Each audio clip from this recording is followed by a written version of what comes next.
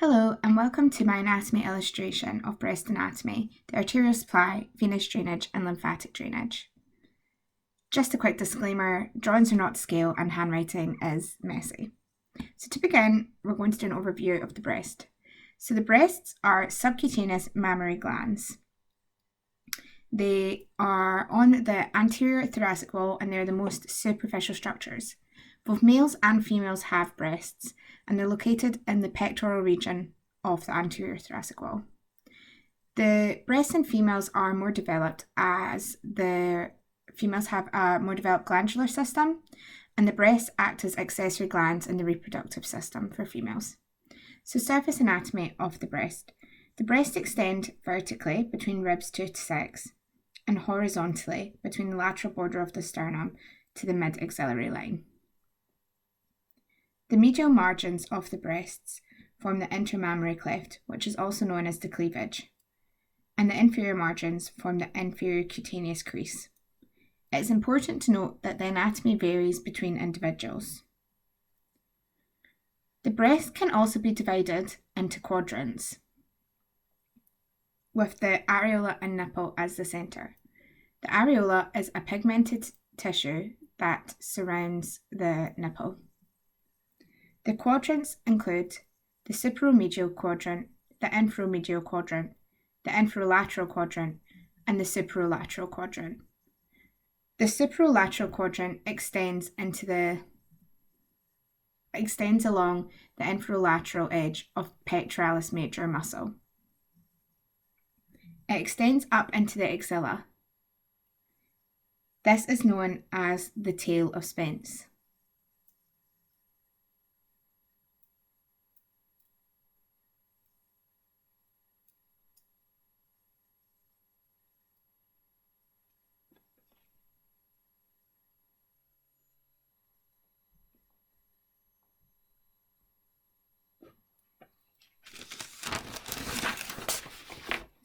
The breast is composed of three main structures: the skin, which is most superficial, subcutaneous tissue, which is deep to the skin, and then breast and glandular tissue.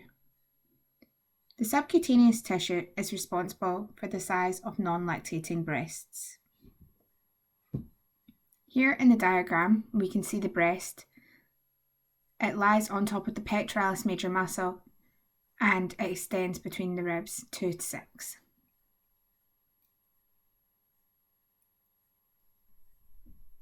Deep to the skin, the subcutaneous tissue is composed of adipose tissue and suspensory ligaments, also known as Cooper's ligaments. These segment the breast and anchor the breast to the thoracic wall. This is also known as stroma. The glandular tissue makes up the mammary gland. These develop in females around the time of puberty and proliferate during pregnancy. These are made up of secretory lobules and lactiferous ducts. The breast tissue can also be classified as parenchyma. To touch on the physiology briefly, we will take a closer look at the glandular system.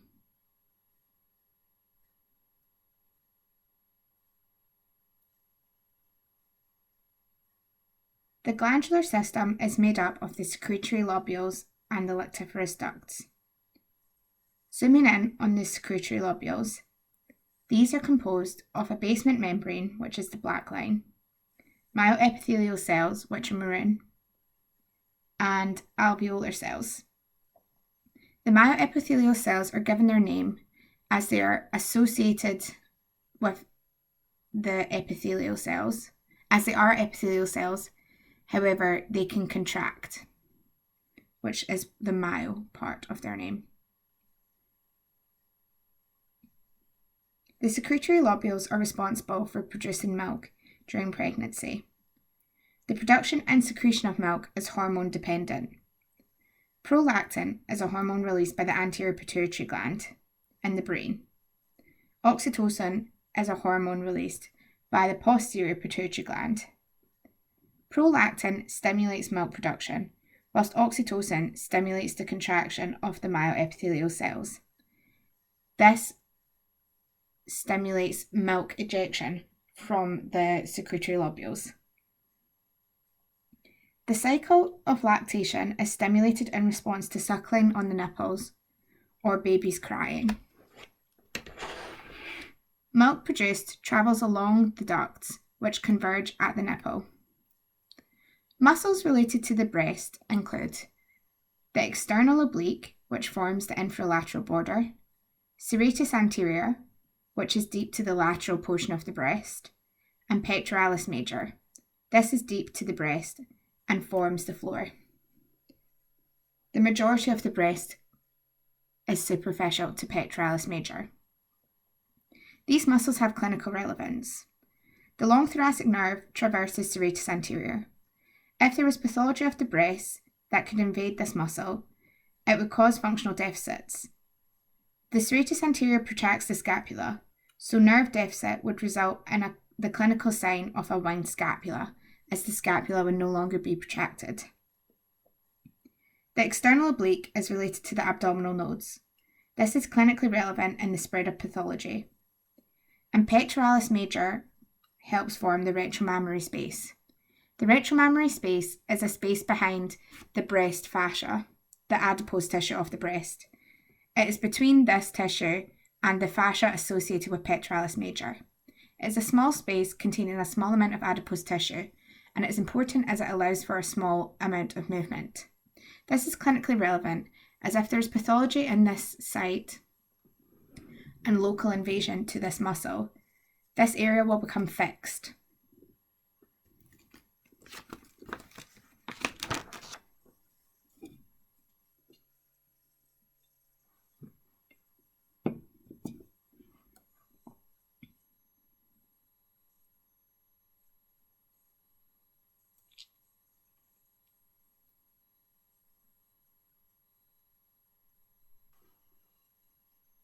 The arterial supply of the breast.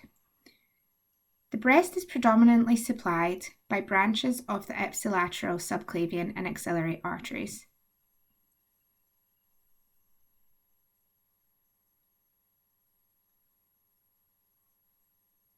To give you an overview, the arch of the aorta gives off 3 branches if we're not including the coronary arteries. Firstly, the brachiocephalic trunk, then the left common carotid, and the left subclavian. Focusing on the right side, the brachiocephalic trunk divides into the right common carotid and the right subclavian. The subclavian arteries on both sides become the axillary artery at the infralateral border of rib 1. The subclavian arteries both give off the internal thoracic artery, whilst the axillary arteries give off the lateral thoracic artery. The internal thoracic artery gives off medial mammary branches, and the lateral thoracic artery gives off lateral mammary branches. Looking at this in relation to the body, we can see that, although not scale, the subclavian passes under rib 1 and then becomes the axillary artery. This is an important anatomical landmark. It is also important to note that the acromiothoracic trunk of the axillary artery gives off a pectoral branch. The pectoral branch forms anastomosis with the lateral mammary branches and the lateral thoracic artery and posterior intercostal arteries. The other branches of the thoracoacromial trunk include clavicular, acromial, and deltoid. However, these are not relevant to the breast. There is also an additional supply from lateral cutaneous branches of the posterior intercostal arteries.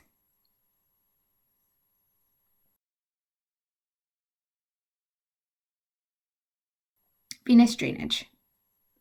The venous drainage largely follows the arterial supply. To give you an overview of this, we have drawn a diagram.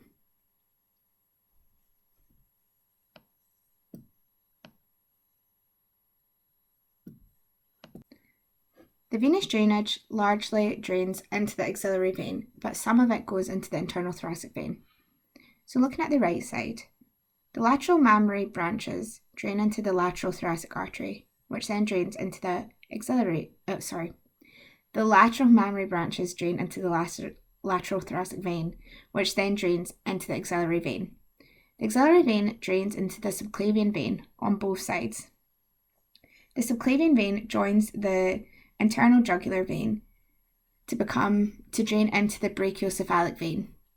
The right and left brachiocephalic veins then drain into the superior vena cava. For the internal thoracic vein, medial mammary veins drain into these. The internal thoracic vein then drains directly into the subclavian vein.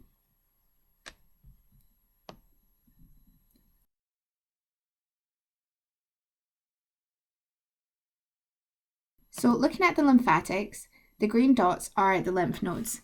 And here I have drawn the internal carotid artery, the internal jugular vein, the external jugular vein, the subclavian and axillary veins, the lateral thoracic vein, the sternum, the breast tissue, and also the pectoralis minor. And looking at the nodes, we have the abdominal nodes, the internal mammary nodes, which are also known as the parasternal nodes, and then level 1, 2, and 3 of the axillary nodes. We have supraclavicular nodes, infraclavicular nodes, the subclavian lymphatic trunk, and the right lymphatic duct. And on the left side, this would be the left lymphatic duct or the thoracic duct, as it is better known. So, looking at the lymphatic drainage, we also have plexuses. So the plexus are divided into superficial and deep. The deep are divided into fascial and glandular, and the superficial into subcutaneous and dermal. The superficial plexus drain into the axillary nodes directly. However, the deep can drain into internal mammary nodes or abdominal nodes first, and then into the axillary nodes. Levels of the axillary nodes are named with regard to their relation to pectoralis minor. So the first level, which is also known as the humeral level, the humeral nodes, are inferior and lateral to pec minor. The second level are the central nodes, and these are deep to pec minor. And the third level are superior and medial to pec minor, and these are known as apical nodes. The lymph of the breast mainly drains into the axillary nodes. Approximately 3/4 of lymph drains into these nodes. Some also drains into the internal mammary nodes, and a small amount drains into abdominal nodes, intercostal nodes, and nodes adjacent to the vertebrae. The pathway of lymph drainage follows the above. It goes from humeral nodes to central nodes to apical nodes. These then drain to the subclavian lymphatic trunk, and then to the right lymphatic duct, if this was on the right side. This is how the lymph drainage would go. The lymphatics ultimately mix with the venous system, and this is important in the spread of pathology.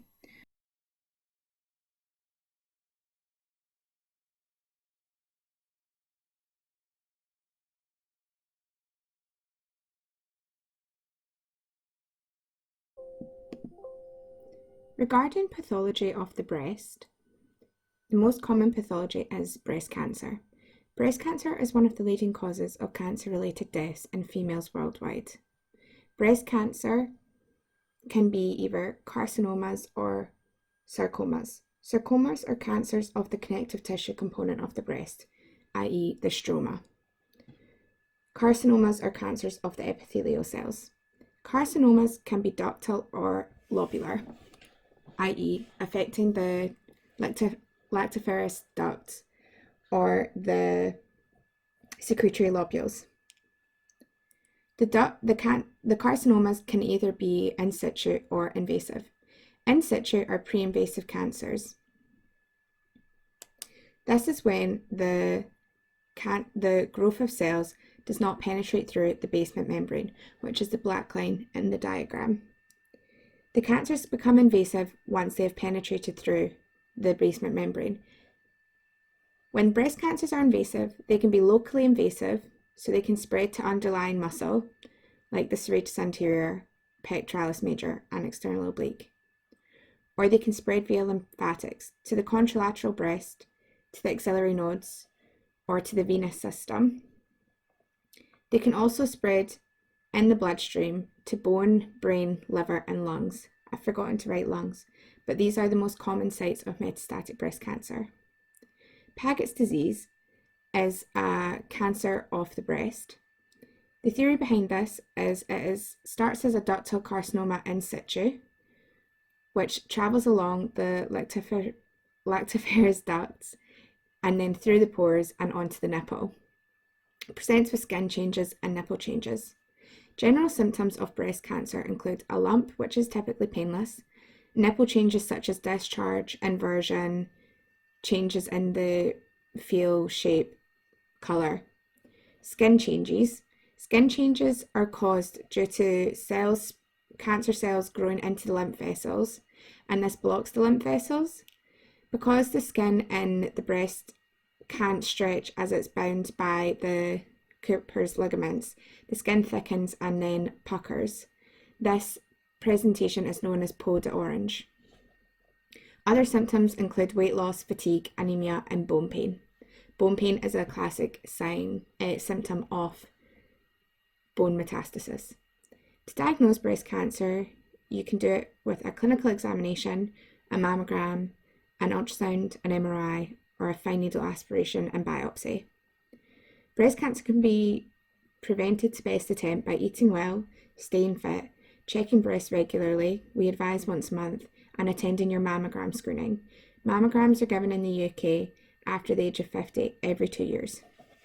To do a breast exam, it is important to use all quadrants and palpate in a round motion. You're to look, feel, and move. Firstly, if you look with your arms by your side and then your arms over your head, and then put your arms down by your side again and push down. This engages your pectoralis major muscle. Feel is in a circular motion.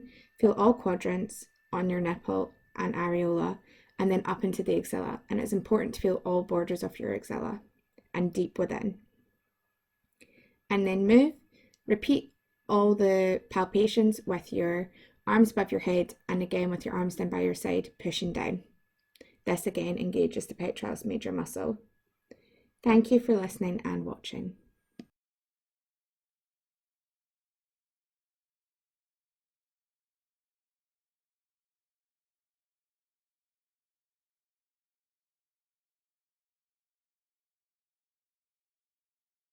And axillary line.